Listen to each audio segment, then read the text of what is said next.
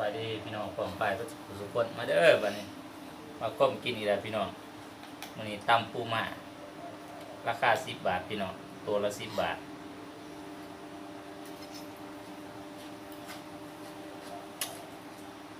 ตำเดียวกับปุ่น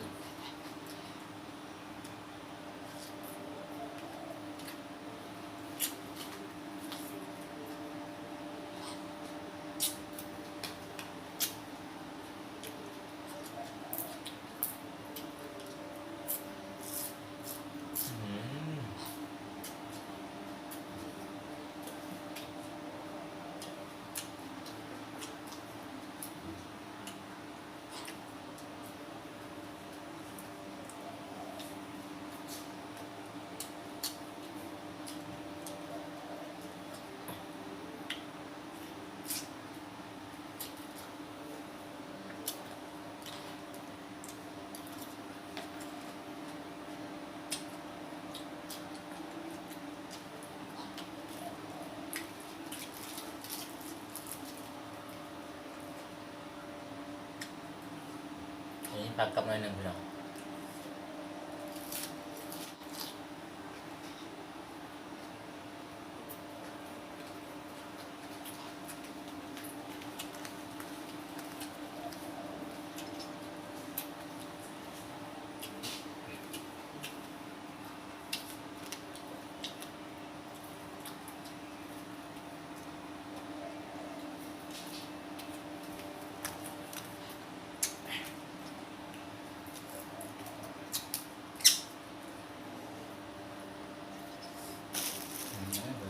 ทำยังไง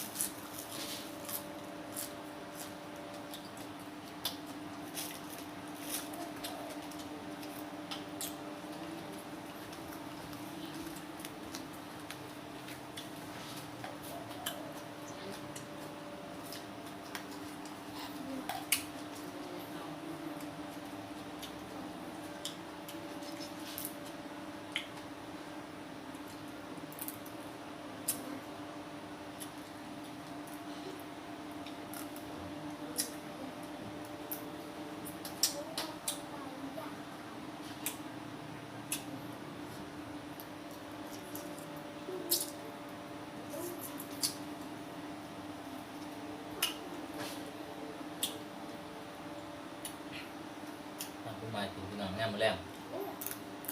ไปเยอะเสาร์อาทิตย์วันหยุดพี่น้องอ๋อ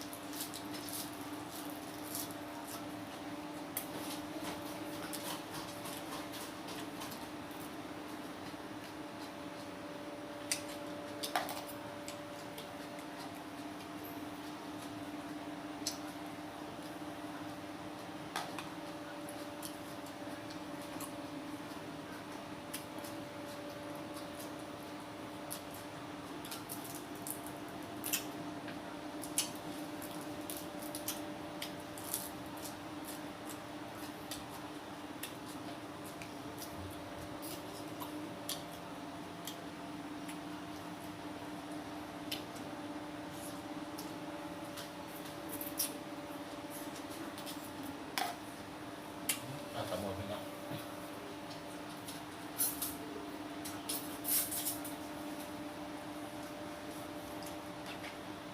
ต่อไม่ต้องขาดพี่น้อง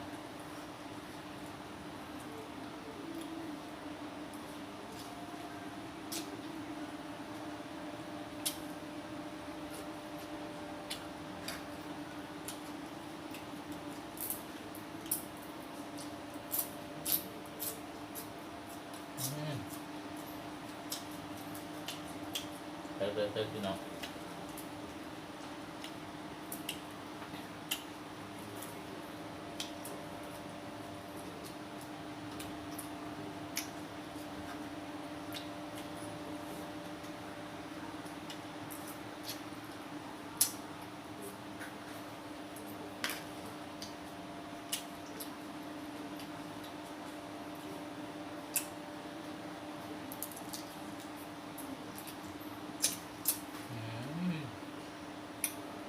เนื้อหวานครับพี่น้องปูม้าสด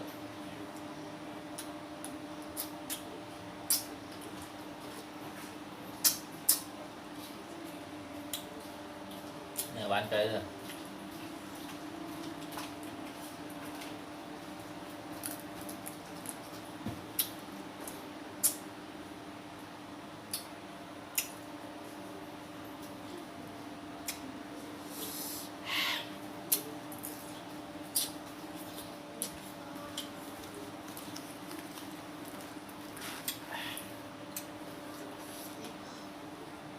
กุ้งน้ำพี่น้องใส่กุ้งน้ำ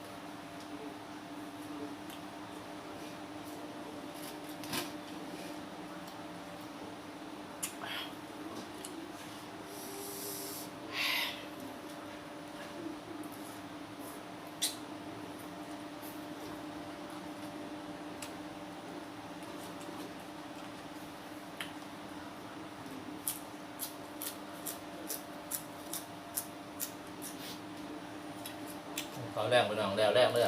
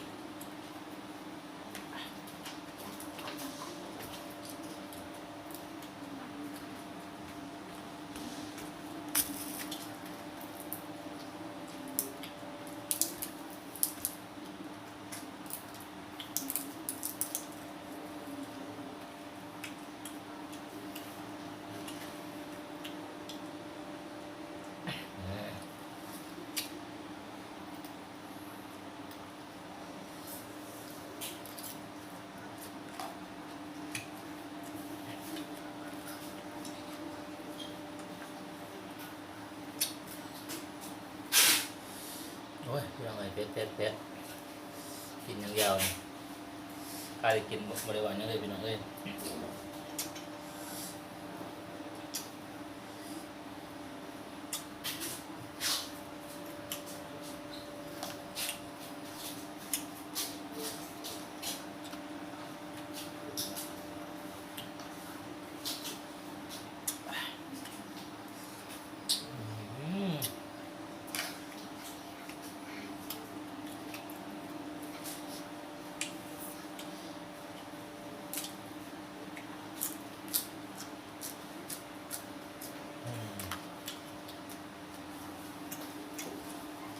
น้ำมันเพชร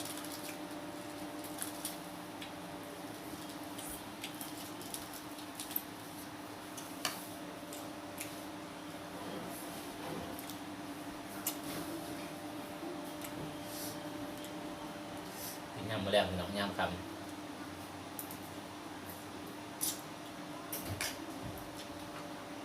ไปเลยคืออะไรตามโควิดพี่น้องหวังคือเก่าอืม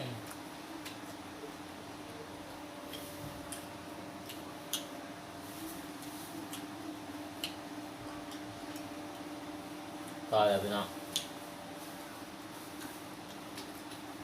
ว่าพบกับผู้หนึงได้พี่น้องมากินสตอขาดบ่ได้เมื่อก่อนนี่โอ้ยคิ้วขนาดบ่มักเห็นเขากินยูไซนี่มันหนี้เลยพี่น้องมันบ่เข้าใกล้บัดเดียวนี่โอ้โหเห็นยูไซกระเด็นใส่มักขนาดมันแต่ว่าเป็นน้ำยังพี่น้องเอ้ยมากินสตอ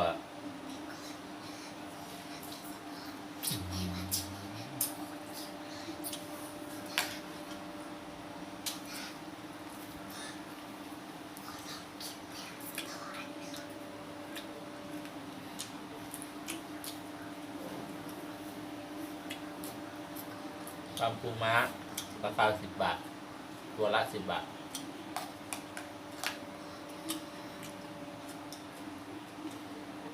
มันมีเงินกินตัวละ40-50คือเขาพี่น้องนี่แหละตัวละ10 บาท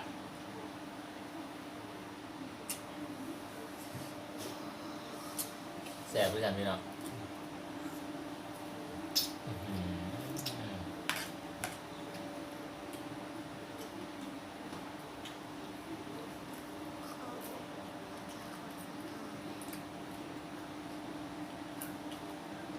ฝากเลยพี่น้องฝากกดติดตามก็ได้ก็แชร์เบาคมนะเป็นกำลังใจที่สำคัญพี่น้องอย่าลืมกดกระดิ่งเพื่อสิว่าได้พลาดคลิปใหม่ๆตอนนี้ช่องเบาคมกับว่ามันได้9 คนพี่น้อง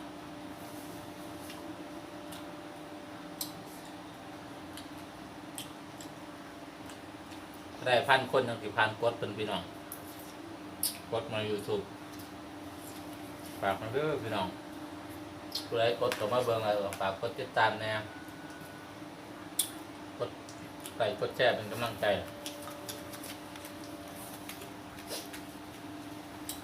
พี่น้อง FC ทุกๆคน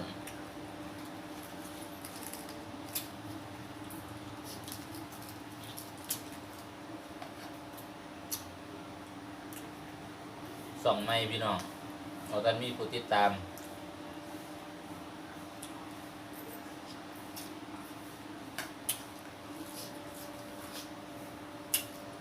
ผู้ติดตาม 1,000 คนถึงจะผ่านกดและ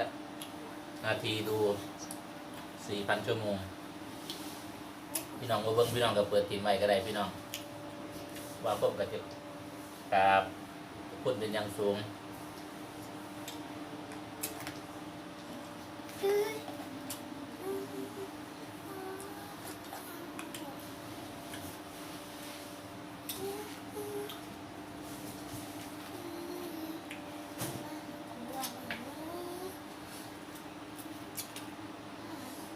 กินบุญญาพี่น้องไม่ไปกินน้ำ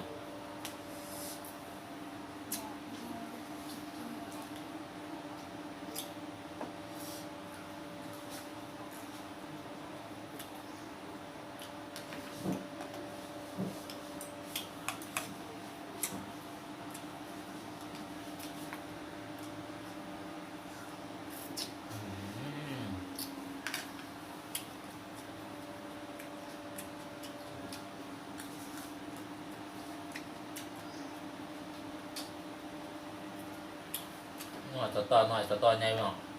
สตอหน่อยคือกระทินบานเน่าสตอใหญ่พี่น้อง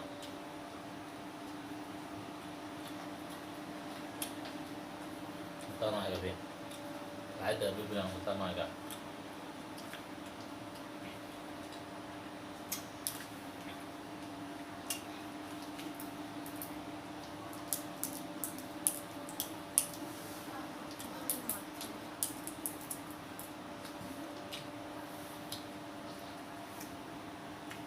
ถูกพอไปร้านพี่น้อง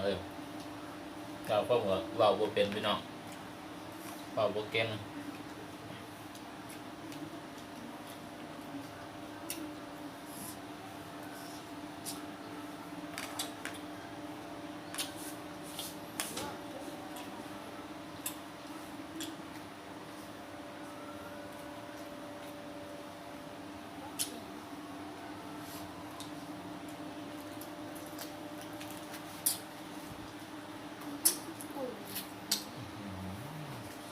ขนาดพี่น้อง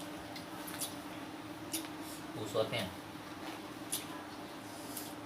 หวานเจ๋ยเลย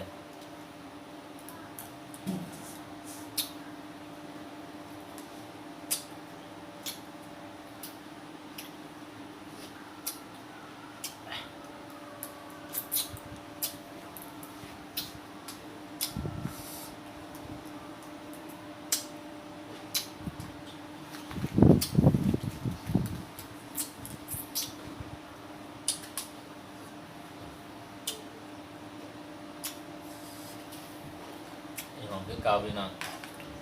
มันไปใช้ดูกับเต่า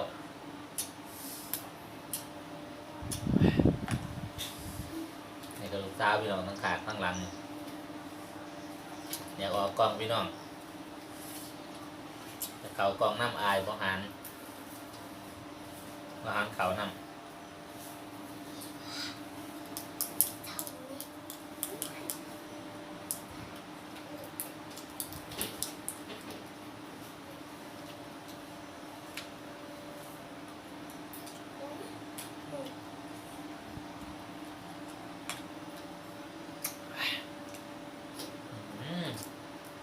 เผ็ดขาดถึง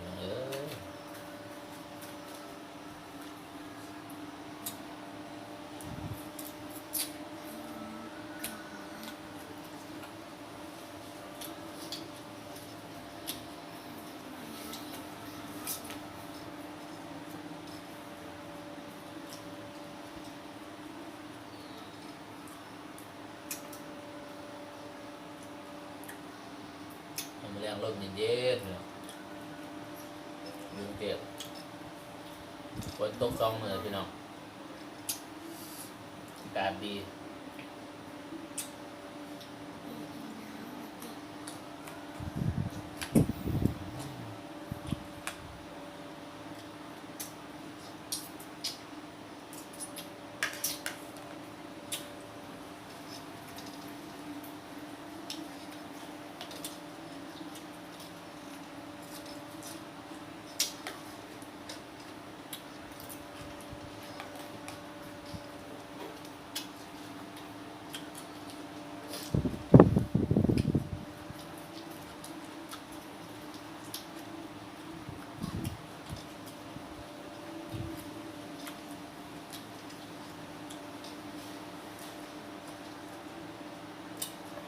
โอ้ยรู้ว่าแต่พี่น้องหาตรงแง่ผู้เดียวคลิปนี้ก็มีสำเร็จพี่น้องคลิปหน้าสิพาไปกินแกงผักที่ปอกผมปลูกเองพี่น้องงามขนาดผักหัวพี่น้องหัวพี่น้องสำหรับคลิปนี้ก็ขอกับกล่าวคำว่าสบายดีปัจจุบันสุขคนพี่น้อง